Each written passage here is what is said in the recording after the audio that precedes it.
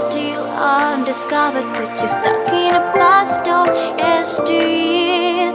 Forget all the problems just for the moment. That is the kind of story you should see.